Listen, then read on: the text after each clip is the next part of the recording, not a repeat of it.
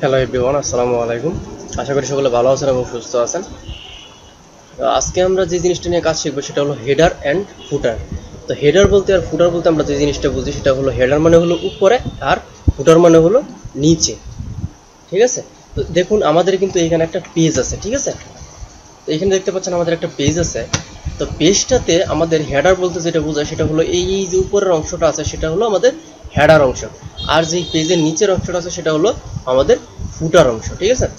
তো আমাদের দেখুন কার্সার পয়েন্টটা কিন্তু আমাদের মাউসের এইখানে আছে। তো আমাদের কিন্তু কার্সার পয়েন্টটা এইখান থেকেও শুরু হতে পারতো, ঠিক আছে? এখান থেকে শুরু না হয়ে আমাদের কিন্তু এইখানে থেকে কিন্তু শুরু হয়েছে। তো মাইক্রোসফট ওয়ার্ডের পেজটাতে ডিফল্ট অবস্থায় থাকে হলো চতুর সাইড দিয়ে আমাদের 1 ইঞ্চি জায়গা ছেড়ে দিয়ে মাঝখান থেকে শুরু হয় লেখাটা, ঠিক আছে? তো ধরো আমরা কিছু টেক্সট নিয়ে তারপর বুঝাই, তাহলে আপনারা হয়তো সম্পূর্ণটা বুঝতে পারবেন। তো আমি এইখানে ধরুন 15 লাইন বা 16 লাইনের কিছু লেখা নিতেছি, র্যান্ড দিয়ে দিলাম। তো দেখুন আমি কিন্তু এখানে অনেক বড় একটা লেখা নিছি। তো দেখুন আমাদের কিন্তু 4 সাইড দিয়ে কিন্তু একটা জায়গা ছাড়ছে, ঠিক আছে? তো দেখুন এইখান থেকে কিন্তু লেখাটা শুরু হয়েছে, এইখানে কিন্তু এসে আমাদের শেষ হয়েছে। তো আমাদের লেখাটা কিন্তু এইখানেও এসে শেষ হইতে পারতো, পেজ কিন্তু আরও জায়গা আছে। তো কেন জায়গা আছে ছেড়ে দিছে, কারণ এই জায়গাটা হলো আমাদের হেডার আর এই জায়গাটা হলো আমাদের ফুটার অংশ। তো হেডার অংশ এবং ফুটার অংশ আমরা ওপেন করতে পারবো এইখান থেকে। দেখতে পাচ্ছেন আমাদের ইনসার্ট থেকে এইখানে দেখুন আমাদের কিন্তু হেডার আছে, ঠিক আছে? দেখেন এখানে কিন্তু আমাদের ডিফল্ট অবস্থায় কিছু টেমপ্লেট দেওয়া আছে হেডারের, ঠিক আছে? বা ফুটারেরও কিছু ডিফল্ট অবস্থায় টেমপ্লেট এখানে দেওয়া আছে। তো এইখান থেকে আমরা যে কোনো একটা টেমপ্লেট নিয়ে হেডার বা ফুটারের অংশটাকে ওপেন করতে পারি। বা দেখুন আমরা ধরুন সাপোজ আমি এটাই নিলাম। তো এইখানে এটা নিলে দেখুন আমাদের কিন্তু হেডার অংশ অ্যান্ড ফুটার অংশ কিন্তু খুলে গেছে। তো খুলে যাওয়াতে আমরা কিন্তু এখানে অনেক কিছুই করতে পারতেছি। তো দেখুন এইভাবে কিন্তু আমরা হেডার অ্যান্ড ফুটারটা কিন্তু ওপেন করতে পারতেছি। তো আরেকভাবে আমরা হেডার অ্যান্ড ফুটারটা কিন্তু ওপেন করতে পারি, সেটা কিভাবে?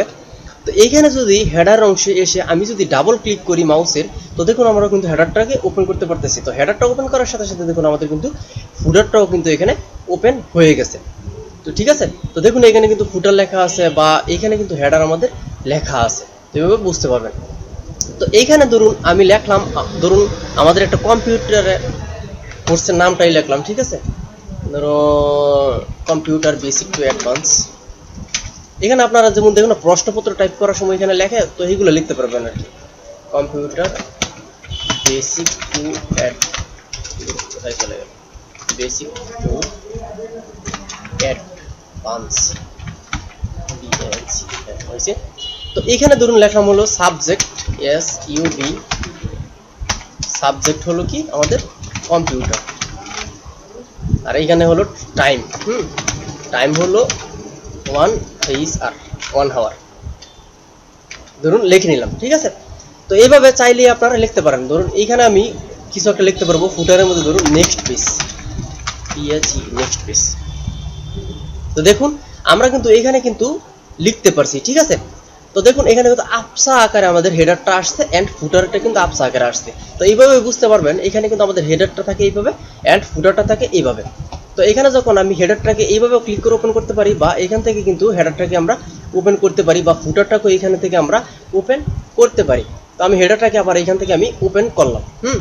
তো ওপেন করার পর একটা জিনিস লক্ষ্য করুন, এখানে কিন্তু আমাদের কিন্তু অনেকগুলো অপশন শো হয়েছে হেডার অ্যান্ড ফুটারের মধ্যে।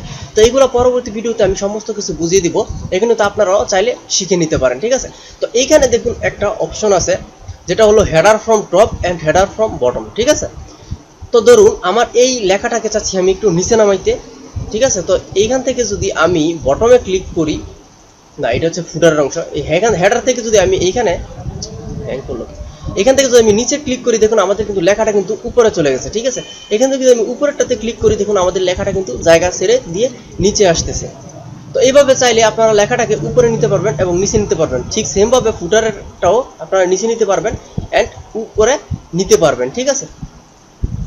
তো 5 ডিফল্ট অবস্থায় থাকে, তো এইভাবে থাক। তো এখন দেখুন আরেকটা জিনিস আমি আপনাদেরকে এখান থেকে দেখিয়ে দিই। তো দেখুন একটা ঝামেলাও বলতে পারেন বা একটা আমাদের ভালোও বলতে পারেন। তো দেখুন আমরা যখন ফার্স্ট পেজের মধ্যে হেডার অ্যান্ড ফুটার নিয়ে কাজ করছি, ঠিক আছে? তো দেখুন আমাদের কিন্তু সেকেন্ড পেজের মধ্যে হেডার অ্যান্ড ফুটারটা কিন্তু সেম অবস্থায় চলে আসছে। ঠিক আছে, আমরা কিন্তু সেকেন্ড পেজ নিয়ে কাজ করি না।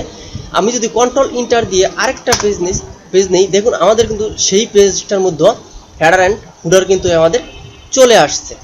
ঠিক আছে, তো এটা কিন্তু একটা ঝামেলার কাজ।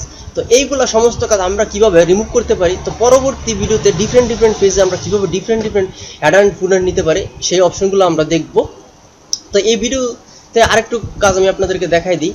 তো কীভাবে আপনারা হেডার অ্যান্ড ফুটারটা রিমুভ করবেন সেই অপশনটা আমি আপনাদেরকে দেখাই দিই।